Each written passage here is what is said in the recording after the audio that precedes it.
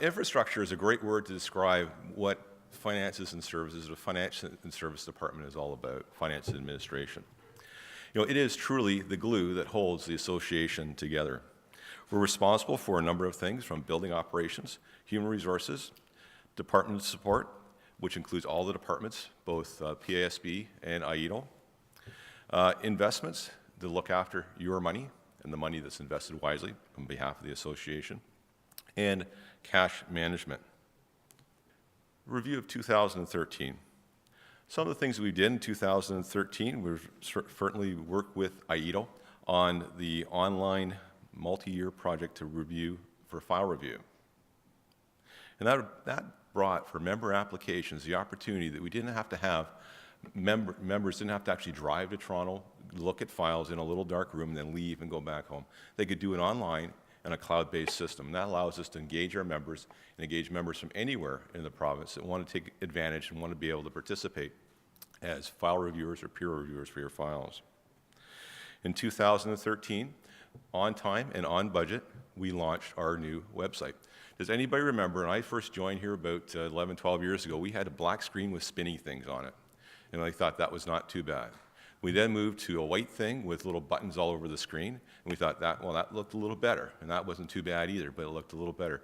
The new web page certainly is phenomenal. It took a lot of years and a lot of work, about a year process to make it happen, and really congratulations certainly to the volunteers that led that. Electronic payment review is also an issue for us as well, because there's a direct cost to your association every time we process a credit card payment.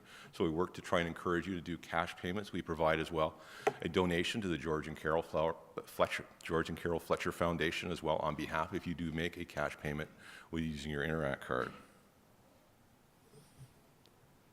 Leasehold improvements. Anybody been chanced by the office under Stephen Morley? When he sat in this position, we were able to aggressively renegotiate our lease.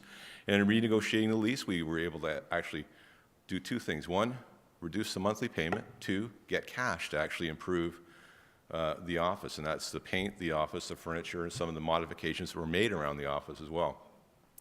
And quite frankly, when my mortgage is up, are you available? Yeah. So I need that kind of a deal when I renegotiate my mortgage, actually, I think.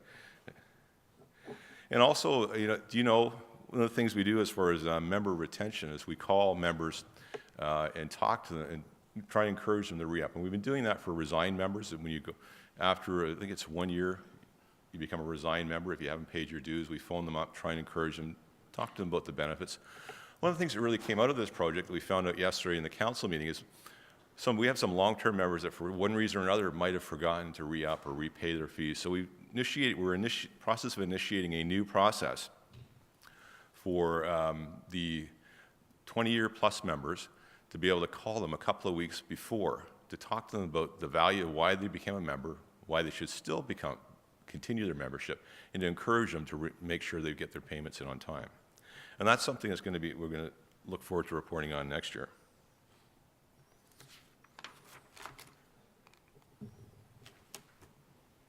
In 2014. Legislation requirements are going to probably be at the top of the agenda for us. There are a number of things that are coming out. A couple of them, we went, wow, didn't see that one coming. That one would be what's called the CASL. We call it CASL because as technicians and technologists, we do love acronyms. And that stands for Canada's Anti-Spam Legislation, which our lawyers described as one of the most draconian pieces of legislation that has come out in a long, long time. And that affects anything that we call commercial electronic messaging, or for those of us that like acronyms, CEMs. And anytime we interface with both you or you as a chapter interface with your members, there might be some issues that we're working through, and we'll have some policies coming out on that. Health and safety within the workplace is also an ongoing issue, and we do have a health and safety team, and we actively look and make sure that people are trained properly and that we meet all the legislative requirements in that area. Another thing that's going to be a real interesting topic for discussion on the upcoming council is called ONCA, another acronym, sorry, and that is the Ontario Not-for-Profit Corporations Act. And in that act, there are some interesting features in there where they're talking about members and as a member, and does a member get a right to vote? And that member, does that mean student members and associate members, do they get a right to vote? And while we don't have the answers for that question today, it's certainly one that we're going to have to provide the answers for, certainly coming down the road in the future. You know, one of the things we really need to talk about as well is we stay on top, making sure that we stay on top of the new legislation and we ensure that we're compliant and contribute to the dedication and excellence and relevancy for our members, volunteers, employees, and the public. And all of this contributes to our unique value proposition. Thank you very much for your time, and now I'll turn it over to Past President Rod McLeod.